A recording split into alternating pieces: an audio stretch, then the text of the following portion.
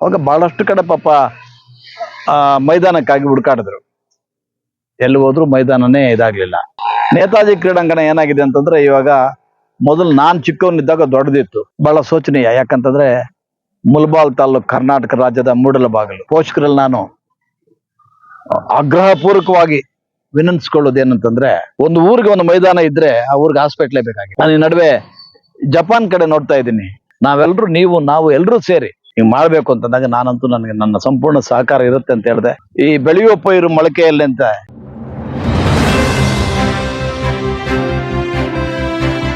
ಇವತ್ತು ನಮ್ಮ Mohan sports club ಇವರು ಸುಮಾರು ಒಂದು 6 ತಿಂಗಳ ಹಿಂದೆ ಬಂದು ಮುಲ್ಬಾಲ್ ತಾಲೂಕಲ್ಲಿ ಒಂದು ಸ್ಪೋರ್ಟ್ಸ್ ಅಕಾಡೆಮಿಯನ್ನು ಮಾಡಬೇಕು, ನಮ್ಮ ಅಲ್ಲಿ ಬೆಳತಕ್ಕಂಥ ಮಕ್ಕಳಿಗೆ ಒಂದು ಉತ್ತಮವಾದಂಥ ಒಂದು ಆಟೋ ಪಾಠಗಳಲ್ಲಿ ಕ್ರೀಡೆಯಲ್ಲಿ ಸಕ್ರಿಯವಾಗಿ ತೊಡಗಿಸ್ಕೊಳ್ಳುವಂಥ ಒಂದು ಕಾರ್ಯ ಮಾಡಬೇಕು ಅಂತ ಹೇಳಿದರು.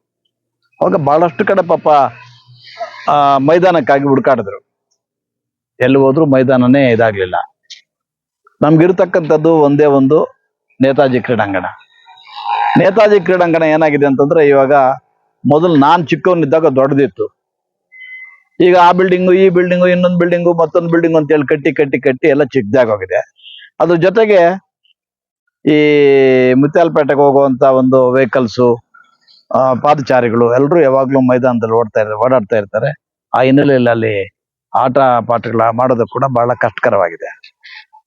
ಇದು ಬಹಳ ಶೋಚನೀಯ. ಯಾಕಂತಂದ್ರೆ ಮುಲ್ಬಾಲ್ ತಾಲೂಕು ಕರ್ನಾಟಕ ರಾಜ್ಯದ ಮೂಡಲಬಾಗಿಲು. ಈ ಮೂಡಲಬಾಗಿಲಿಂದ ಉತ್ತಮವಾದಂಥ ಕ್ರೀಡಾಪಟುಗಳನ್ನು ಕಳಿಸಿರ್ತಕ್ಕಂಥ ಇತಿಹಾಸ ಇದೆ. ನಂಗ್ಲಿಯಲ್ಲಿ ವಾಲಿಬಾಲ್ ಅಲ್ಲಿ ಸ್ಟೇಟ್ ರಾಷ್ಟ್ರ ಮಟ್ಟದ ಪ್ಲೇಯರ್ ಆಗಿದ್ರು ಅಂತವರೆಲ್ಲ ಇದ್ದಾರೆ. ಆದ್ರೆ ಇಲ್ಲಿ ಈಗ ಬೆಳವಣಿಗೆಗಳು ಏನಾಗ್ತಾ ಇದೆ ಅಂತಂದ್ರೆ, ಪ್ರತಿಯೊಬ್ಬ ಪೇರೆಂಟು, ಪೋಷಕರಲ್ಲಿ ನಾನು ಆಗ್ರಹಪೂರ್ವಕವಾಗಿ ವಿನಂತಿಸ್ಕೊಳ್ಳೋದು ಏನಂತಂದ್ರೆ, ತಮ್ಮ ಮಕ್ಕಳು ಇವಾಗ ಮೊಬೈಲ್ ಗೇಳಿಗೆ ಬಿದ್ದುಬಿಟ್ಟು ಬಹಳಷ್ಟು ಜನ ಮಕ್ಕಳು ಮೊಬೈಲ್ ಗೇಳಲ್ಲಿ ಬಿದ್ದಿದ್ದಾರೆ. ಅದರಿಂದ ಮೆಂಟಲಿ ಫಿಸಿಕಲಿ ವೀಕ್ ಆಗ್ತಾ ಇದ್ದಾರೆ. ದಯವಿಟ್ಟು ಕೈ ಮುಗಿದು ನಮ್ಮ ತಾಲೂಕಿನ ಎಲ್ಲ ಪೋಷಕ ವರ್ಗದಲ್ಲೂ ನಾನು ಮನವಿ ಮಾಡ್ತೀನಿ, ದಯವಿಟ್ಟು ಈ ಒಂದು ಮೊಬೈಲ್ ಗೇಳುವನ್ನ ತಪ್ಪಿಸಿ ಮೈದಾನಕ್ಕೆ ಮಕ್ಕಳನ್ನ ಕಳಿಸುವಂತ ಒಂದು ಪರಿಪಾಠ ಮಾಡ್ಕೊಳ್ಳಿ. ಯಾಕಂತಂದ್ರೆ ನನಗೆ ಗೊತ್ತಿದ್ದಂಗೆ ಒಂದು ಊರಿಗೆ ಒಂದು ಮೈದಾನ ಇದ್ರೆ ಆ ಊರಿಗೆ ಹಾಸ್ಪಿಟ್ಲೇ ಬೇಕಾಗಿಲ್ಲ. ಯಾಕೆ ಹಾಸ್ಪಿಟ್ಲ್ ಬೇಕಾಗಿಲ್ಲ ಅಂದ್ರೆ ರೋಗಗಳೇ ಬರಲ್ಲ, ಫಿಸಿಕಲಿ ದೇಹದಾಢ್ಯವಾಗಿರ್ತಾರೆ. ಇವತ್ತು ನಮ್ಮ ಭಾರತ ದೇಶ ಇಡೀ ಪ್ರಪಂಚದಲ್ಲೇ ಅತಿ ಹೆಚ್ಚು ಯುವಕರನ್ನು ಹೊಂದಿರತಕ್ಕಂಥ ಒಂದು ರಾಷ್ಟ್ರ. ಈ ರಾಷ್ಟ್ರದಲ್ಲಿ ಕ್ರೀಡೆಗೆ ಮತ್ತು ಈ ಆಟಪಾಠಗಳಿಗೆ ಬಹಳ ಉತ್ತೇಜನ ಕಮ್ಮಿ ಇದೆ. ಅದನ್ನ ಸರ್ಕಾರದಲ್ಲೂ ಕೂಡ ನಾನು ಮನವಿ ಮಾಡ್ತೀನಿ. ಅದ್ರ ಜೊತೆಗೆ ನಮ್ಮ ತಾಲೂಕಿನ ಎಲ್ಲ ಈಗ ಶಾಸಕರಾಗಿರ್ಬೋದು ಅಥವಾ ಬೇರೆ ಬೇರೆ ರಾಜಕಾರಣಿಗಳಾಗಿರ್ಬೋದು, ಎಲ್ಲರೂ ಕೂಡ ಕೈ ಜೋಡಿಸಿ ಈ ಮಕ್ಕಳಲ್ಲಿ ಹೆಚ್ಚು ಕ್ರೀಡೆಗೆ ಒತ್ತು ಕೊಡುವಂಥದ್ದು, ದೇಹದಾಢ್ಯವನ್ನು ಬೆಳೆಸ್ಕೊಳ್ಳೋದು, ಆರೋಗ್ಯವಂತರಾಗಿರ್ತಕ್ಕಂಥದ್ದು, ಉತ್ತಮ ಅಭ್ಯಾಸಗಳನ್ನು ಚಟುವಟಿಕೆ ಮಾಡಿಕೊಳ್ಳೋದು, ಕೆಟ್ಟ ಅಭ್ಯಾಸಗಳಿಂದ ದೂರ ಇಟ್ಟು ಮಕ್ಕಳನ್ನ ಈ ಒಂದು ಕ್ರೀಡೆ ಕಡೆ ಗಮನ ಹರಿಸಿದಾಗ, ನಾನು ಈ ನಡುವೆ ಜಪಾನ್ ಕಡೆ ನೋಡ್ತಾ ಇದ್ದೀನಿ.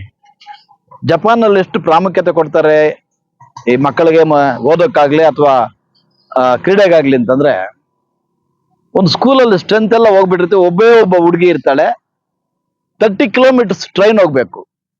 ಆ ಒಬ್ಬ ಹುಡುಗಿಗೋಸ್ಕರ ಟ್ರೈನ್ ಕಳಿಸ್ತಾರೆ ಒಂದು ವರ್ಷ.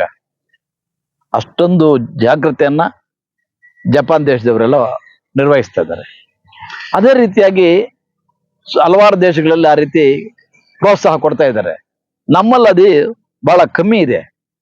ಅದನ್ನು ನಾನು ಸರ್ಕಾರ ಮಟ್ಟದಲ್ಲೂ ಮತ್ತು ಎಲ್ಲ ಅಧಿಕಾರ ಮಿತ್ರರಲ್ಲೂ ರಾಜಕಾರಣಿಗಳಲ್ಲೂ ಮನವಿ ಮಾಡ್ತೀನಿ. ನಾವು ಎಲ್ಲರೂ ಸೇರಿ ಭವ್ಯ ಭಾರತ, ಭದ್ರವಾದ ಭಾರತ, ದೊಡ್ಡ ಬುನಾದಿಯನ್ನಾಗಬೇಕು ಅಂತಂದ್ರೆ ಈ ಮಕ್ಕಳು ಸ್ಟ್ರಾಂಗ್ ಆಗಬೇಕು. ಈ ಮಕ್ಕಳು ಸ್ಟ್ರಾಂಗ್ ಆಗಬೇಕು ಅಂತಂದಾಗ ಅವ್ರಿಗೆ ಒಂದು ಮೈದಾನ ಒದಗಿಸ್ಕೊಡ್ಬೇಕು. ಇದು ಕ್ರೀಡೆಗಳಲ್ಲಿ ಸಕ್ರಿಯವಾಗಿ ಪಾಲ್ಗೊಳ್ಳುವಂತೆ ಮಾಡಬೇಕು. ಅವಾಗ ಅವರು ಮೈಂಡ್ ಆಗಿರ್ಲಿ, ಫಿಸಿಕಲಿ ಆಗಿರ್ಲಿ ಬೆಳವಣಿಗೆ ಆಗತ್ತೆ ಅಂತ ನನ್ನ ಅಚಲವಾದ ನಂಬಿಕೆ. ಆ ಹಿನ್ನೆಲೆಯಲ್ಲಿ ಈಗ ಈ ನಮ್ಮ ಮೋಹನ್ ಇವರೆಲ್ಲ ಮಾಡ್ತಾ ಇದ್ದಾರೆ ಅಂತಂದಾಗ, ಹುಡುಗ ಪಾಪ ಯಾರು ಹೆಂಗ ಐಡಿಯಾ ಬಂದು ಹಿಂಗ್ ಮಾಡ್ಬೇಕು ಅಂತಂದಾಗ ನಾನಂತೂ ನನಗೆ ನನ್ನ ಸಂಪೂರ್ಣ ಸಹಕಾರ ಇರುತ್ತೆ ಅಂತ ಹೇಳಿದೆ. ಆಕ್ಚುಲಿ ಮೈದಾನ ಇಲ್ಲ, ಎಲ್ಲೂ ಸಿಗ್ತಾ ಇಲ್ಲ ಅಣ್ಣ, ಏನ್ ಮಾಡೋದು ಅಂತಂದಾಗ ನಮ್ ಜಾಗನ ಕೂಡ ನಾವು ಇದು ನಮ್ ಜಾಗನೇ ಉಚಿತವಾಗಿ ಕೊಟ್ಟಿದೀವಿ. ಏನು ಮಕ್ಕಳೆಲ್ಲ ಬೆಳವಣಿಗೆ ಆಗ್ಬೇಕು ಮಾಡ್ರಿ, ನಮ್ಗೇನು ಬಾಡಿಗೆ ಗಿಡಿಗೆ ಕೊಡೋದು ಬೇಡ, ಮಾಡಿ ಇನ್ನೂ ಹೆಚ್ಚಾಗಿ ಮಕ್ಕಳನ್ನ ಸೇರಿಸ್ಕೊಂಡು ಅವ್ರಿಗೆ ಈ ಕಡೆ ಡೈವರ್ಟ್ ಆಗ್ಬೇಕು. ಈಗ ನನ್ನ ಮನೆಯಲ್ಲೇ ನನ್ನ ಮಕ್ಳಿಬ್ರು ಇದ್ದಾರೆ, ನನ್ನ ತಮ್ಮನ ಮಕ್ಕಳು ಓದ್ತಾರೆ. ಇಲ್ಲ ಅಂತಂದ್ರೆ ಈ ಕಡೆ ಕ್ರೀಡೆಗೆ ಬರಕ್ ಮಾಡ್ತಾರೆ. ಇವತ್ತು ಎಕ್ಸಾಮ್ ಇದೆ ಅಂತ ಬಂದಿಲ್ಲ, ಇಲ್ಲ ಅಂತಂದ್ರೆ ನಾಳೆ ಎಕ್ಸಾಮ್ ಏನೋ ಇದೆ ಅಂತ ಅದಕ್ಕೆ ಬಂದಿಲ್ಲ, ಇಲ್ಲ ಅಂದ್ರೆ ಬರ್ತಾ ಇದ್ರು. ಅವರು ಒಂದು ವೇಳೆ ಕ್ರೀಡೆಗಳಲ್ಲಿ ಪಾಲ್ಗೊಳ್ಳದೆ ಇದ್ರೆ ಎಲ್ಲ ಹೋಗ್ತಾರಪ್ಪ ಅಂತಂದ್ರೆ ಮನೇಲಿ ಸೀದಾ ಇಲ್ಲ ಟಿವಿ ಅಥವಾ ಮೊಬೈಲ್. ಇದು ಜಾಸ್ತಿ ಆಗ್ಬಿಟ್ಟಿದೆ. ಇದನ್ನ ಪ್ರತಿಯೊಬ್ಬ ಪೋಷಕರು ಕೂಡ ಗಮನಿಸ್ಬೇಕು. ಆಮೇಲೆ ಈ ಕ್ರೀಡೆಗೆ ಪ್ರೋತ್ಸಾಹ ಕೊಡಬೇಕು. ಇಲ್ಲಿ ಏನು ಇವತ್ತು ಅಕಾಡೆಮಿ ಸೇರಿ ಮಾಡಿದಾರೋ ಬಹಳ ಉತ್ತಮ ಮಾಡ್ತಾ ಇದ್ದಾರೆ. ಇವತ್ತು ಈ ಬೆಳೆಯುವ ಪೈರು ಮೊಳಕೆಯಲ್ಲಿ ಅಂತ ಆ ರೀತಿ ಈ 3-4 ತಿಂಗಳಲ್ಲಿ ಆಗಿರ್ತಕ್ಕಂಥ ಅಕಾಡೆಮಿಯಿಂದ ಇವತ್ತು ನ್ಯಾಷನಲ್ ಲೆವೆಲ್ಗೆ ಹೋಗಿ ಪಾರ್ಟಿಸಿಪೇಟ್ ಮಾಡೋದೇ ದೊಡ್ಡ ವಿಷಯ. ಯಾಕಂತಂದ್ರೆ ನ್ಯಾಷನಲ್ ಲೆವೆಲ್ಗೆ ಹೋಗಿದಾರಲ್ಲ, ಅದಕ್ಕೆ ನಿಜವಾಗ್ಲೂ ಈ ಒಂದು ಸಂಸ್ಥೆಯ ಸ್ಥಾಪಕರಾದಂತ ಮೋಹನ್ ಅವ್ರನ್ನ ಮತ್ತು ಅದಕ್ಕೆ ಸಂಬಂಧಪಟ್ಟಿರ್ತಕ್ಕಂಥ ಎಲ್ಲ ಕೋಚ್ಗಳನ್ನ ಮತ್ತು ವಿದ್ಯಾರ್ಥಿಗಳನ್ನ ನಾನು ಈ ಸಂದರ್ಭದಲ್ಲಿ ಅಭಿನಂದನೆ ಮಾಡೋದಕ್ಕೆ ಇಚ್ಛೆ ಪಡ್ತೀನಿ. ಇದು ಉತ್ತಮವಾದಂತಹ ಬೆಳವಣಿಗೆ. ಈ ರೀತಿ ಬೆಳವಣಿಗೆ ಆಗ್ಬೇಕು. ಮುಂದಿನ ದಿನಗಳಲ್ಲಿ ಇನ್ನೂ ಯಶಸ್ವಿ ಕಾಣಬೇಕು.